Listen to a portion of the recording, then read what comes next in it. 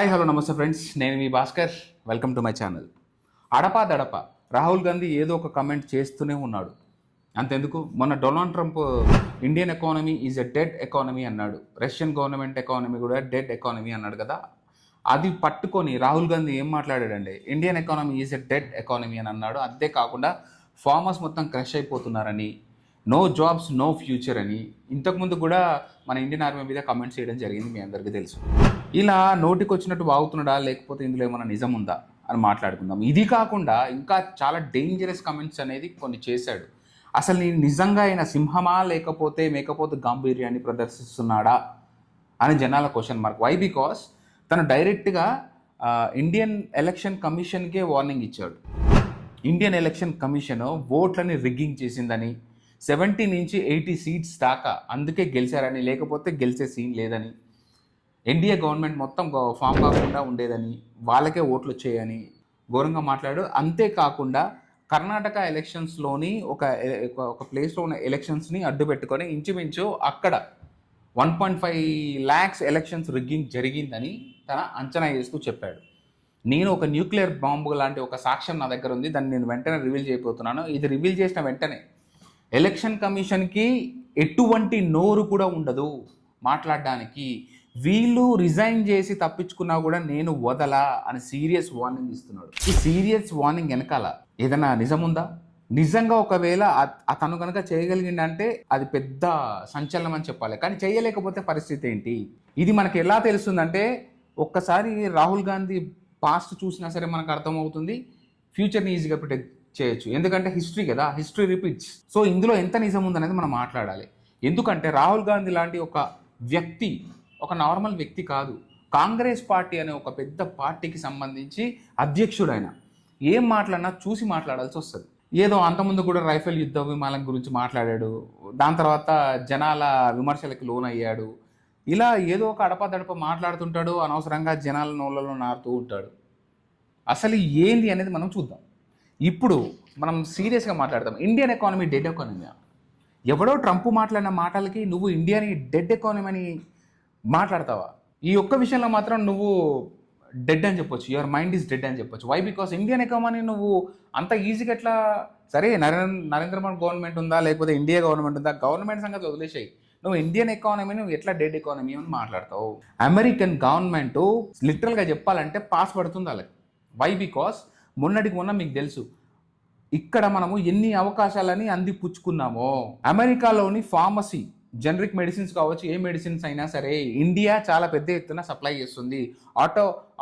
ఆటోమోటివ్స్కి సంబంధించి కూడా ఇక్కడ నుంచి పార్ట్స్ కావచ్చు, ఇక్కడ నుంచి చాలానే వెళ్తున్నాయి.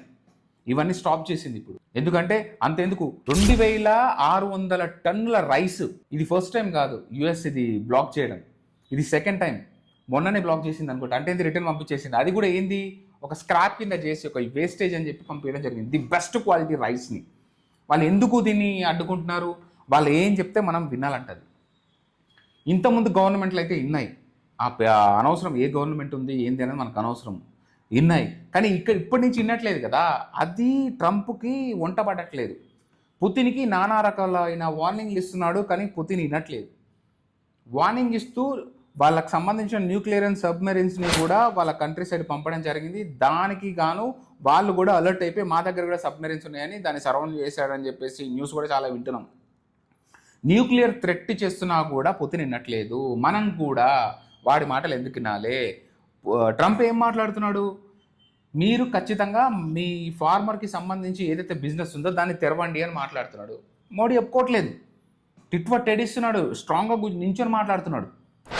మొన్నటికి మొన్న కూడా రీసెంట్గా డాలర్స్కి సంబంధించి మనకు ఏదేదైతే మనకి కావాల్సిన ఇన్వెస్టర్స్ లేకపోతే మన నిల్వలు ఉంటాయో ఆ నిల్వల్ని మొత్తం డాలర్స్ నుంచి బంగారం గానో యూరోస్ గానో అంతెందుకు చైనా కరెన్సీలో కూడా కన్వర్ట్ చేయడం జరిగింది. ఎందుకు? డాలర్ పెత్తనం పడగొట్టడం కోసం, నీ బెదిరింపులకు మేము భయపడమని చెప్పడం కోసం ట్రంప్కి దెబ్బ కొట్టడం కోసం మోడీ ఈ పని చేశాడు. ఇదే దమ్ము ఇదే సత్తా మీ కాంగ్రెస్ గవర్నమెంట్కి ఉందా చేసేవాళ్ళ? ఒకవేళ ఇలాంటి పొజిషన్లో ఎన్డీఏ లేకుంటే కాంగ్రెస్ గవర్నమెంట్ ఉంటే మన పరిస్థితి ఏంటి?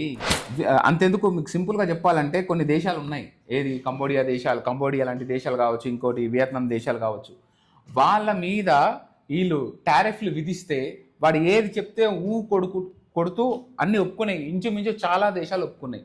కానీ మాకంటూ ఒక ఇండిపెండెంట్ పాలసీ ఉందని చైనా, రష్యా, ఇండియా, ఇజ్రాయెల్ ఇలాంటి కొన్ని దేశాల మధ్యనే స్ట్రాంగ్గా నిల్చోవడం జరిగింది. ఆ తరహాలోనే ఆ పందాలోనే ఇండియా ఉంది, గర్వపడాలి మనం. సింపుల్గా లాజికల్గా ఏం మాట్లాడలేక లాస్ట్కి యుద్ధం చేసే విధంగా మాట్లాడడం జరుగుతుంది ట్రంప్. అంటే దీని అర్థం ఏంది? మొన్న రీసెంట్ కూడా మనం విన్నాం, ఇండియన్ జీడిపి కావచ్చు చాలా తొందరగా గ్రో అవుతుంది, అంతేకాకుండా థర్డ్ ప్లేస్లో ఇండియాకి వచ్చింది చైనా తర్వాత. చైనాని, అమెరికాని తర్వాత ప్లేస్లో ఇండియా వచ్చింది. అంటే దీని అర్థం ఏంటి? యాపిల్ లాంటి సంస్థలు కూడా మన ఇండియాకి వచ్చి ఇన్వెస్ట్మెంట్ పెట్టి తయారవుతున్నాయి, మ్యానుఫ్యాక్చరింగ్ డివైస్. ఒకప్పుడు మనం కోల్పోయిన మ్యానుఫ్యాక్చరింగ్ ఇప్పుడు ఇండియాలో స్టార్ట్ అవుతుంది. మేక్ ఇన్ ఇండియా అని కూడా వీళ్ళు చాలా వ్యతిరేకిస్తూ ఏదో కార్టూన్ లాగా మాట్లాడారు. కానీ ఇప్పుడు ఆ మేడ్ ఇన్ ఇండియా పాలసీయే మనల్ని బతికిస్తుంది. ఒకటి తర్వాత ఒకటి చిన్న చిన్న స్మాల్ స్కేల్ ఇండస్ట్రీస్కి వీళ్ళు పర్మిషన్స్ ఇచ్చారు లక్షల్లో. మన ప్రోడక్ట్స్ కొనడానికి కూడా చాలా ఇష్టపడుతుంది. పెద్ద తోపుగిరి చేస్తున్న ఈ ట్రంప్ అమెరికా దేశము ఫార్మసీ కావాలంటే ఇండియా తప్ప ప్రపంచంలో ఏ దేశాన్ని నమ్మదు. ఇప్పుడు వాళ్ళు మనతో పెట్టుకోలేక కర్మగాలి ఏం చేయాలో అర్థం కాక మన ఫార్మసీని ఆపేశారు. ఎన్ని రోజులు ఆపగలుగుతారు వీళ్ళు ఆపిన రైస్ కూడా మన రష్యా కొంటా ఉంటుంది, వేరే కంట్రీస్ కూడా కొంటా అంటున్నారు. మనకు అవసరం లేదు కదా. క్రూడ్ ఆయిల్ మీద కొనొద్దు అని చెప్తే కూడా సవాల్ చేసి నించొని దాన్ని రిఫైనరీ చేసి మళ్ళీ యూరోపియన్ కంట్రీస్కి అమ్ముతుంది. ఈ దమ్ము కాంగ్రెస్ గవర్నమెంట్కి ఉందా? ఇన్ని చూస్తున్నారు కూడా డెడ్ ఎకానమీని మాట్లాడుతున్నాడు అంటే అసలు రాహుల్ మైండ్ ఏమవుతుందో అర్థం కాదు. ఎందుకంటే ఒక జాతీయ పార్టీకి అధ్యక్షుడు రిగ్ గురించి మాట్లాడుకోవాలి మనం ఇప్పుడు. రిగ్గింగ్ ఎందుకంటే ఇప్పుడు మన ఫారెన్కి సంబంధించిన పాలసీస్ కావచ్చు, ఫారెన్లో మన ట్రేడ్ విధానం ఎలా ఉందో మనం చూసాం కదా. మనని నానా రకాలుగా అడ్డుకుందామని ట్రై చేసినా కూడా మన మోడీ అని పేరు చెప్పడం కంటే మన ఇండియన్ గవర్నమెంట్ అడ్డుకుంటుంది. మనం ఎదిగే విధంగా మనం ఎదుగుతున్నాము. ఎవరికి ఎట్లా టిట్ ఫర్ టెడ్ ఇయ్యాలో అట్లా టిట్ ఫర్ టెడ్ ఇస్తున్నాము. మనని ఇంచుమించు మీ మీద యుద్ధానికి వస్తామని అమెరికన్ ట్రంప్ గతి లేక మనకు వార్నింగ్ ఇస్తున్నా కూడా మనం వినట్లేదు. అంటే అర్థం చేసుకోవచ్చు మనం ఏ రకంగా మనం ముందుకెళ్తున్నాము అని. అంతెందుకు, ఇండియా మీద కోపంతో అక్కడున్న ఎన్ఆర్ఐస్ని ఇబ్బంది పెడుతున్నాడు. అంతేకాకుండా ఇండియన్ స్టూడెంట్స్కి వీసాలు రద్దు చేస్తున్నాడు. గ్రీన్ కార్డులు ఉన్న వాళ్ళని కూడా ఇండియాకు పంపించడం జరుగుతుంది. చిన్న చిన్న మిస్టేక్స్ చేసినా కూడా, ఏది సిగ్నల్స్ జంప్ చేసినా, తెలియక ఏదైనా చిన్న మిస్టేక్ మన తరఫున జరిగినా కూడా, సోషల్ మీడియాలో ఏదైనా కమెంట్ ఏదైనా ఇలాంటివి చేసినా కూడా ఇండియాకు పంపించేస్తున్నాడు. ఇంత పగబడుతున్నాడు ఎవరు? మన ట్రంప్. ఇండియా మీద, ఎన్ఆర్ఐల మీద దాడులు ఇవన్నీ చేస్తున్నాడు. ఇవన్నీ చేస్తున్నా కూడా మనం తట్టుకొని నిల్చుంటున్నాము.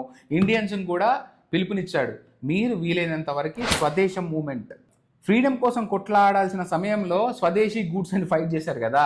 నన్ను అడిగితే ఇప్పుడు మనం స్వదేశీ గూడ్స్ కోసం ఫైట్ చేయాలి. మన ఇండియన్ వస్తువులే మనం కొనాలి, మనమే కొనాలి. ఫారెన్ ఇప్పుడు కొన్న వరకు కొనండి, ఇక నుంచి కొండం మాత్రం మన ఇండియన్ వస్తువులే కొనని చెప్పి మోడీ క్లియర్గా చెప్పడం జరుగుతుంది. ఇది దేశభక్తి కాదా? జనాలు ఒక్కసారి ఆలోచించుకోండి, ఎవరిది దేశభక్తి కాదు. అన్నెసెసరీ మాటల మీద ఇండియాని ఎవరు కింద మీద చేస్తున్నారని మీకే క్లియర్గా అర్థమవుతుంది. వీళ్ళు మాట్లాడే మాటలు ఒకటి, వీళ్ళ వెనకలు ఉన్న ఎజెండా ఒకటి. వీళ్ళ మాటలతోటి మనకు అర్థమైపోతుంటుంది అసలు వీళ్ళ మైండ్లో ఏముంది, దేశం పతనం కోరుతున్నారా, దేశం బాగు కోరుతుర్రా అని. ఎందుకంటే జనాలు చాలా తెలివైన వాళ్ళకి అర్థమవుతుంది. చాలా జాగ్రత్తగా ఉండాలి, దేశ నాయకులు కావచ్చు, ఎవరైనా కావచ్చు. ఎందుకంటే అధ్యక్షులు లాంటి పొజిషన్లో ఉన్న వాళ్ళు ఎలా మాట్లాడాలి, అసలు ఎంత ఇంపార్టెన్స్ ఉంటుంది, ఆయన మాట్లాడే మాటలకి ఎంత వాల్యూ ఉంటుంది, ఆ వాల్యూని కాపాడుకోవాలి కదా దేశ నాయకులు. ఇంకొకటి, ఇక్కడ ఎలక్షన్స్ రిగ్డ్ గురించి మాట్లాడుతున్నా. అసలు ఎలక్షన్స్ రిగ్ ఏం జరిగింది, కోట్లలో ఎలక్షన్స్ రిగ్ జరిగింది, దీన్ని విశ్లేషించాలి, దీన్ని సీరియస్గా తీసుకోవాలి, ఈజీగా తీసుకోకూడదు. బీజేపీ గవర్నమెంట్ కూడా దీనికి ఆన్సర్ చెప్పి తీరాలి. ఇతను మాట్లాడుతుంది రైటా అయితే ఏంటి, ఇతను రాంగ్ అయితే ఇతనికి పనిష్మెంట్లు కూడా అదే రకంగా ఉంటాయి. ఎందుకంటే దీని ఎలక్షన్ కమిషన్ని సవాల్ చేశాడు మనోడు. అయితే పాస్ట్ గురించి మాట్లాడుకోవాలంటే నాకు ఒకటి మాట్లాడాలనిపిస్తుంది. ఏంటంటే పాస్ట్లో ఇందిరాగాంధీ గారు ఎమర్జెన్సీ ప్రకటించారు, మీ అందరికీ తెలుసు. అయితే ఆమె ఎమర్జెన్సీ ప్రకటించడం వెనక కారణం తెలుసా మీకు? ఆమె సభ్యత్వాన్ని కోర్టు రద్దు చేసినప్పుడు ఆమె పిఎంగా అనర్హులైపోయింది. అప్పుడు పిఎం పోస్ట్కి వెళ్లకుండా ఆపినందుకు గాను ఎమర్జెన్సీ ప్రకటించి దేశాన్ని మొత్తం అల్లకల్లోలం చేసింది ఇందిరాగాంధీ గారు. ఇది ఫ్యాక్ట్. ఇది రిగ్గింగ్ కంటే ఎక్కువనే కదా కాదా మీరు చెప్పండి. ఏ దేశంలో నాయకులే లేరా? ఇప్పుడు ఇందిరాగాంధీ ప్లేస్లో వేరే వాళ్ళు పిఎం కావచ్చు కదా, అయ్యారు కదా సోనియా గాంధీ బదులు మన్మోహన్ సింగ్. మరి ఇందిరాగాంధీ ఎమర్జెన్సీ ప్రకటించింది. దానికి ముందు మీకు ట్విస్ట్ చెప్పాలంటే కాంగ్రెస్ గవర్నమెంట్ స్టార్టింగ్లో ప్రెసిడెంట్ ఎలక్షన్స్లో పోటీ చేసిన మహాత్మా గాంధీ ఓడిపోయిండు, సుభాష్ చంద్రబోస్ గెలిచిండు. ఇది హిస్టరీ మీ అందరికి తెలుసా లేదో నాకు తెలియదు. సుభాష్ చంద్రబోస్ దాని తర్వాత ఫ్రీడమ్ వచ్చిన తర్వాత అంత అయిపోయిన తర్వాత సుభాష్ చంద్రబోస్ లేడు కాబట్టి సర్దార్ వల్లభాయ్ పటేల్ ఉన్నాడు. సర్దార్ వల్లభాయ్ పటేల్కి చాలా 14-15 ఓట్లు వచ్చినాయి, పెద్ద ఓట్లు వచ్చినాయి అక్కడున్న మెయిన్ క్యాండిడేట్లతోటి. మనకి ఈయనైతే ఇబ్బంది లేదు అని చెప్పి మహాత్మా గాంధీ ఏదో కల్లబొల్లి మాటలు చెప్పి something is happened in history and ఫైనల్గా ఒక్క ఓటు కూడా రాని నెహ్రూని పిఎంగా చేయడం జరిగింది. ఇది రిగ్గింగ్ అంటే ఘోరమైందా కాదా? ఇలాంటి హిస్టరీలో తీసుకుంటే చాలా ఉన్నాయి, మనం ఎంత మాట్లాడుకుంటే అంత తక్కువ. ఇప్పుడు తిను రిగ్గింగ్ అంటున్నాడు, సరే what ever it is past వదిలేసేయండి. ఇప్పటి నుంచి నిజంగా రిగ్గింగ్ జరిగిందా మీరు నమ్ముతున్నారా? లేకపోతే ఏదో ఒక ఇష్యూ కావాలి కదా, కొట్లాడాలి కదా, ఈ గవర్నమెంట్ తులనాడాలని మీరు మాట్లాడుతున్నారా? కరెక్ట్ మ్యాటర్ ఎంచుకోండి కదా. సంవత్సరంన్నర అయిపోయింది, ఇప్పుడు రిగ్గింగ్ గురించి మాట్లాడుతున్నారు. మీరు ఇన్ని రోజులు ఏం చేశారు? నిద్రపోయారా? పడుకున్నారా? సరే ఇప్పటికైనా మీ దగ్గర కరెక్ట్ ఆధారాలు ఉంటే ప్రజలకు చెప్పండి, కోర్టు దగ్గర నిరూపించండి వాట్ ఈజ్ వాట్ అనేది. అది తప్పు, రిగ్గింగ్ అనేది ఎక్కడైనా తప్పే కదా. ఎలక్షన్స్ రిగ్గింగ్ ఎట్లా అంటే ఏదైతే ఈ ఓటర్ మిషన్స్ ఉన్నాయో దాంట్లో ఏమైనా మ్యానిపులేషన్ చేశారా, సాఫ్ట్వేర్ సంబంధించి ఏంటి, మీ దగ్గర ప్రూఫ్స్ ఏమున్నాయి అవి మాట్లాడండి కదా. ఎలక్షన్ కమిషన్ ఏమంటుంది? ఈజీగా కొట్టిపడేసింది. సెన్స్లెస్ బేస్ లేని ఇన్ఫర్మేషన్ ఇది. అసలు ఏదైనా మాట్లాడితే సెన్స్ ఉండాలి కదా, బేస్లెస్ మాటలు మీరు ఎందుకు పట్టించుకోరు అని చెప్పేసి ఇట్లా కొట్టిపడేసింది ఎలక్షన్ కమిషన్. మరి ఇంకా వాట్ ఈజ్ వాట్ అనేది ఇంకా ఫ్యూచర్ డిసైడ్ చేయాలి. అయితే ఇప్పుడు దీని అడ్డు పెట్టుకొని వీళ్ళేం మాట్లాడుతున్నారు? వైఎస్ఆర్ పార్టీలు కావచ్చు, సాక్షులు కావచ్చు, వీళ్ళు కూటమి ప్రభుత్వం వీళ్ళ వల్లనే పవర్లోకి వచ్చింది, కూటమి ప్రభుత్వం దీని వల్లనే గెలిచింది, కూటమి ప్రభుత్వం ఈ ఏదైతే స్కామ్ ఉందో ఈ రిగ్గింగ్ వల్లనే గెలిచింది, లేకపోతే వైఎస్ఆర్ గెలుస్తుందని చెప్పి వీళ్ళు ఒక ఆట మొదలుపెట్టి అక్కడ. మరి అలాంటప్పుడు లాస్ట్ టైం మరి నువ్వు అంత మెజారిటీ వచ్చింది కదా, మరి అప్పుడు కూడా నువ్వు ఇదే చేసినావా జగన్ గారు? ఇప్పుడు కూటమి ప్రభుత్వం ఏదో ఒక ఇష్యూ చేయాలా, దేశాన్ని అల్లకల్లోలం పట్టియాలి. అరే కరెక్ట్ మ్యాటర్ ఎంచుకోండి కదా. నువ్వు అసెంబ్లీకి పోవు, మళ్ళీ నువ్వు ప్రతిపక్ష నాయకుడు. అసలు నువ్వు ఏ రకంగా ప్రతిపక్ష నాయకుడు, నువ్వు ఏం నాయకుడు ఆ దేవుడికే తెలవాలి, ఇక జనాలకే తెలవాలి. ఇప్పటిదాకా నువ్వు అసెంబ్లీకి పోయినావా? ఒక్కసారి వేసి వచ్చి నువ్వు ప్రమాణ స్వీకారం చేసి మళ్ళీ అడుగు పెట్టినావా? నువ్వు ఎట్లా లీడర్వి?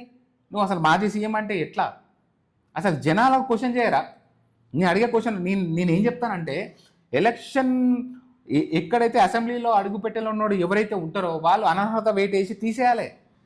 జనం మేము ఎన్నుకున్నాము, మా పరిస్థితి ఏంటి? నువ్వు వాళ్ళు ఏమైనా తప్పు చేస్తే నువ్వు నిలదీసి అడుగుతావని. నువ్వు పనికిరాని మ్యాటర్లకు బయట ఇన్వాల్వ్ అవుతున్నావు, వాడు అసెంబ్లీకి వెళ్ళట్లేదు, అడగట్లేదు, పెట్టట్లేదు. నువ్వు సీఎంగా ఉన్నప్పుడు చంద్రబాబు నాయుడు వచ్చి మాట్లాడలేదా నీతోటి?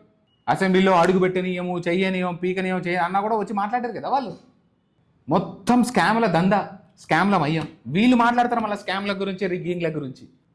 ఇప్పుడు నేనే కనుక నేను ఏదైతే రాంగ్ మాట్లాడి ఏం చేసినా సరే ఒకసారి హిస్టరీలోకి వెళ్ళండి, సరే మీరు కూడా ఒక అనాలిసిస్ చేయండి, మీరు కూడా ఒక రివ్యూ చూసుకోండి. మీకు అర్థమైపోతుంది what is wrong, what is right అనేది. డెడ్ ఎకానమీ అని మాట్లాడితే ఏం మాట్లాడాలి? ఇండియన్ ఎకానమీ డెడ్ ఎకానమీ అంటే నువ్వు ఇప్పటికి ఫస్ట్ టైం కాదు, ఎక్కడో యూఎస్కి వెళ్తాడు, యూఎస్లో కూడా ఇండియాని తిడతాడు. అయినా కాంగ్రెస్ పార్టీలో అప్పటి నుంచి ఇప్పటిదాకా నెహ్రూ తర్వాత ఇందిరాగాంధీ తర్వాత రాజీవ్ గాంధీ తర్వాత సోనియా గాంధీ తర్వాత ప్రియాంక గాంధీ, రాహుల్ గాంధీ. మీరేమన్నా రాజులా? మీరేమన్నా అంత పెద్ద లీడర్స్ లేడా? పివి నరసింహారావు లాంటి పెద్ద పెద్ద లీడర్స్ ఉన్నారు. దాని తర్వాత కూడా చాలా మన్మోహన్ సింగ్ కావచ్చు, పాపం మన్మోహన్ సింగ్ చాలా చేశాడు దేశానికి, కానీ వెనకల పెట్టేసి ఒక రోబోట్ లాగా చేసేసారు మీరు. Is a great guy Manmohan Singh గారు, ఒప్పుకోవచ్చు. ఎందుకంటే చాలామంది గొప్ప లీడర్లు ఉన్నారు కదా, ఆ అధ్యక్ష బాధ్యత వాళ్ళు తీసుకొని పార్టీలు వాళ్ళు ఎందుకు రూల్ చేయకూడదు? ఇంతకంటే తెలివైన వాళ్ళు లేరా కాంగ్రెస్ పార్టీలో? ఒకటి గుర్తుపెట్టుకోండి, ఒక ఫ్యామిలీయో ఒక వ్యక్తియో గొప్పోడు కాదు.